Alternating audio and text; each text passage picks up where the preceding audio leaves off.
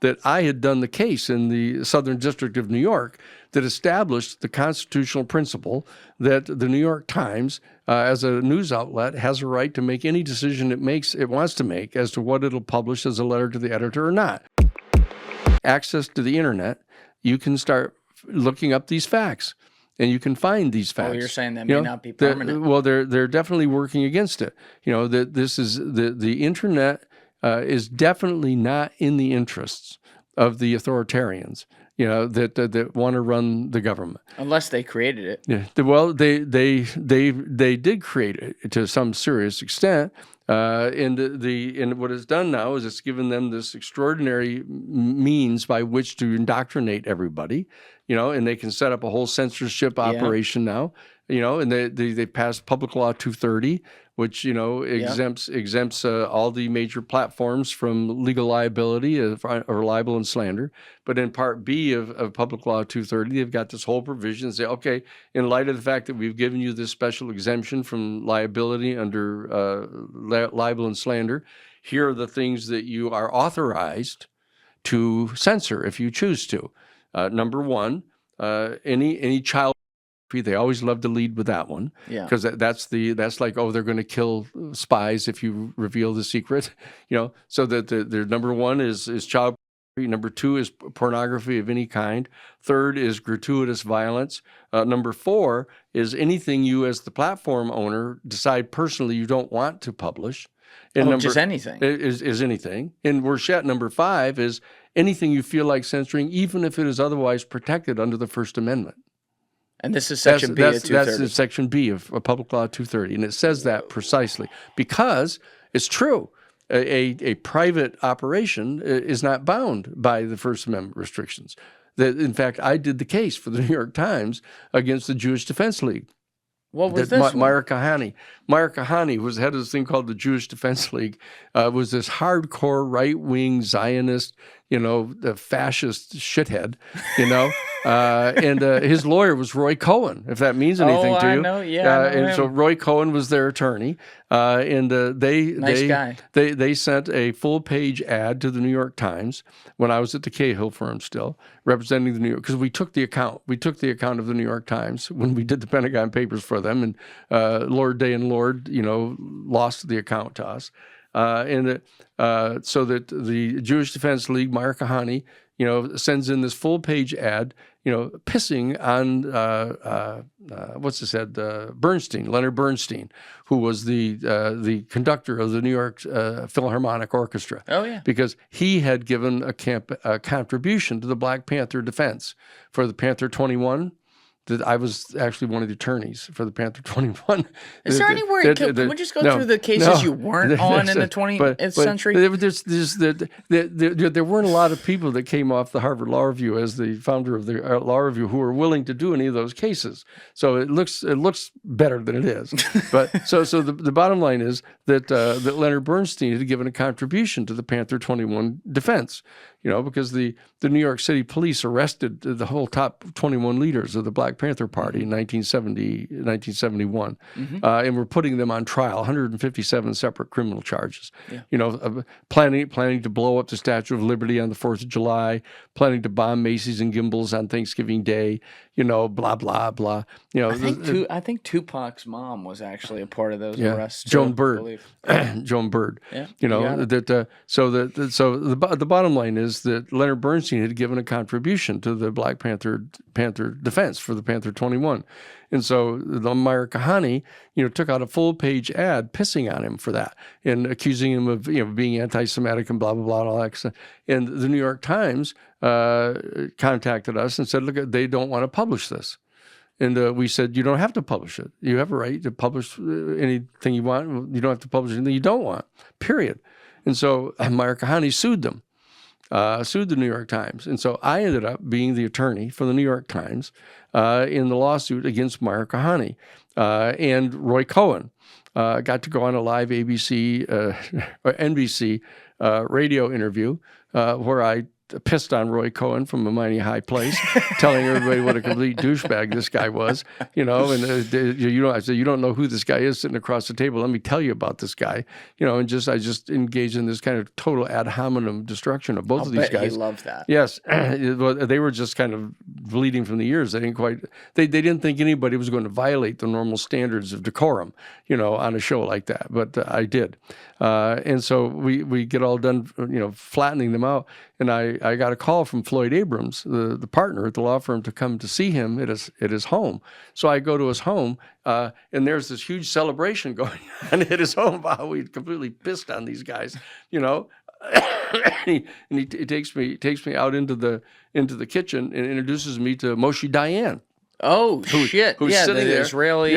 with a patch on the eye the whole night. He's sitting in the kitchen, and they were all celebrating how we had completely pissed on Mark Heine and these guys. Only none of the Jewish attorneys wanted to do the case at the Cahill firm. But anyway, it was another one of those cases in the past that I got to do.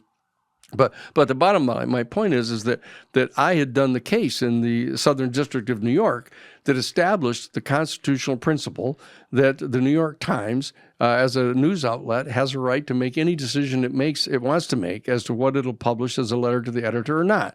Is they don't have to do that at all. So the Part B of Section of Public Law 230 is completely unnecessary. That whole provision that says, "Oh, here in Part A, we've exonerated the platforms, the internet platforms of any liability for libel or slander," but on the other hand, here are the things that you can censor. That wasn't necessary at all, because there was a whole case that established the independent right under the First Amendment to decide what you want to publish and what you don't want. So what they were clearly doing is they were pointing out to you what the areas are that you are to censor. And so what they've done now is they've moved in under that auspices and started telling them what it is they ought to censor. Like a wink, wink. So what they've done now, you've seen the cases, the Missouri case and the other case now. The Missouri case? The one where the Facebook people, Bobby Kennedy and the other people, have pointed out that the administration, in this case the Biden administration, was contacting the websites and ordering them to shut down anybody who was asserting that that somehow getting the quote vaccine didn't in fact keep you from contracting the disease. Mm-hmm. It didn't keep you from communicating the disease to others. And the minute that they were trying to say, and anybody who wanted to raise a question about whether or not the COVID vaccine or the COVID virus started at the wet meat market, and you wanted to assert that it came from the Wuhan factory, anybody who said that, you wanted to cancel them. Yep. And so that was all a narrative that was being promulgated out of the administration, flat out, complete with Nancy Pelosi publicly stating that if you didn't censor these particular people, we're going to revoke your 230 immunity. I don't disagree with that. My only question is, did it actually go deeper than that, do you think? Like the politicians, they're paid mouthpieces, right? They're going to do basically where the money's flowing that says they're supposed to say X, Y, or Z. That's what they're going to say. Mm-hmm. Do you think some of that's coming from like the quote unquote deep state? Well, no, it's coming. You don't have to go that deep. You look at the big pharma. I mean, the pharmaceutical corporations that own the vaccines. And look at Fauci. Who owns the patent on the container that they put the microchips into. I mean, it's perfectly. You can figure these things out. If you take the time to do. Now, the advantage that I've got is that we've set up a 501c3 public interest law firm that has lawyers and has researchers and investigators and stuff like that. And the fact is that we have decided we want to make a profession of taking the time to look at these questions. Yes. And most people don't have the time. They don't take the time, actually. They're doing other usually useless things, watching football games and, or who's in the playoffs in baseball. And, it's exciting and interesting, adrenaline, and all that. But the bottom line is they don't have time, they think, to pay attention to some of these other things, unless, of course, it's in some sort of really entertaining platform. Yep. Okay? And so that what we do is do that for people. and we say, look, here we are. We're going to do the digging in. We're going to point out these things to you, and it doesn't fall necessarily on the left or the right. That there are different positions that we take on different issues to reveal what the facts of these things are, and so that's why we get support from people all across the political spectrum now. And both sides, whenever they find out that somebody from the other side, likes something that we said, they begin to get suspicious of us. So that we get people that are suspicious of us from both extremes. But the fact of the matter is, we've got people like Lou Elizondo on the one hand, championing us, and Carl Nell and others, Tim Burchett, and Luna and all the other people in the Congress, and we've got people like Dan Ellsberg. And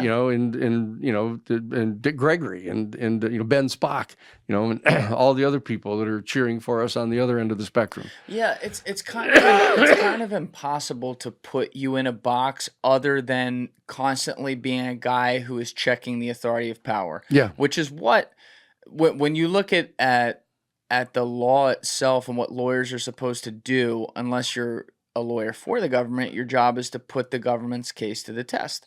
So you are just doing that not only through the many cases you've literally argued in court all the way up to the Supreme Court, but you're doing that also in public. That's right. For the court of public opinion. That's right. As a litigator to say, hey, let's look at this more. And I keep thinking about what you said.